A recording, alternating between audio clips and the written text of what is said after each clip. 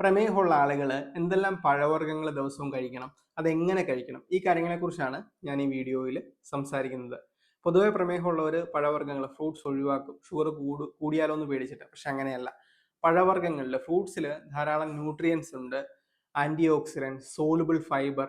ഇത് പ്രമേഹം നിയന്ത്രിക്കുന്നതിനും നമ്മളെ ഞരമ്പുകൾക്കുണ്ടാകുന്ന കേടുപാടുകൾ, ഇപ്പോൾ ന്യൂറോപ്പതി പോലുള്ള കണ്ടീഷൻസ് അല്ലെങ്കിൽ രക്തക്കുഴലുകൾക്കുണ്ടാകുന്ന കേടുപാടുകളൊക്കെ പരിഹരിക്കുന്നതിനും പ്രതിരോധിക്കുന്നതിനും നമ്മളെ സഹായിക്കും. അതുകൊണ്ട് പ്രമേഹമുള്ള ആളുകൾ ഒരു ദിവസം ഒരു അരക്കപ്പ് തൊട്ട് ഒരു കപ്പ് വരെ പഴവർഗ്ഗങ്ങൾ കഴിക്കുന്നത് വളരെ നല്ലതാണ്. ഇതെങ്ങനെയാണ് കഴിക്കേണ്ടത്? നമ്മൾ ജ്യൂസ് അടിച്ച് കഴിക്കാതെ പ്രകൃതിയിൽ നിന്ന് നമുക്ക് ഈ പഴവർഗ്ഗങ്ങൾ എങ്ങനെയാണ് കിട്ടുന്നത്, അത് അതേ രീതിയിൽ കഴുകി വൃത്തിയാക്കിയ ശേഷം കടിച്ച് ചവച്ച് കഴിക്കുന്നതാണ് ഏറ്റവും നല്ലത്. പേരയ്ക്ക ഒരു അരക്കപ്പ് തൊട്ട് ഒരു കപ്പ് വരെ പേരയ്ക്ക നമുക്ക് ഒരു ദിവസം കഴിക്കാം. അതുപോലെ തന്നെ ബെറീസിൽ ബ്ലൂബെറി, ബ്ലാക്ക്ബെറി പോലുള്ളവയെല്ലാം കഴിക്കുന്നത് വളരെ നല്ലതാണ്. നമ്മളെ ഈ ഞരമ്പുകളുടെ പ്രവർത്തനത്തിന് ഈ ബെറികൾ നല്ല രീതിയിൽ സഹായിക്കും.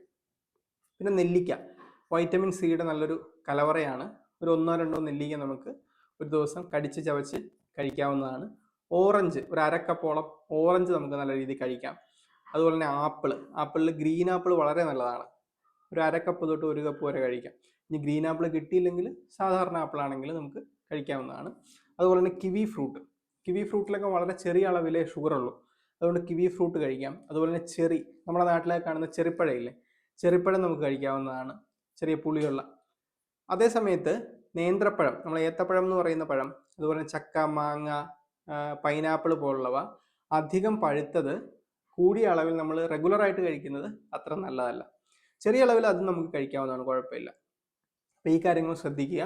നിങ്ങൾക്ക് ഈ വീഡിയോ പ്രയോജനപ്പെട്ടു എന്ന് തോന്നിക്കഴിഞ്ഞാൽ മറ്റുള്ളവർക്ക് ഷെയർ ചെയ്ത് കൊടുക്കുക. ചാനൽ സബ്സ്ക്രൈബ് ചെയ്യുന്നതും പരിഗണിക്കാവുന്നതാണ്.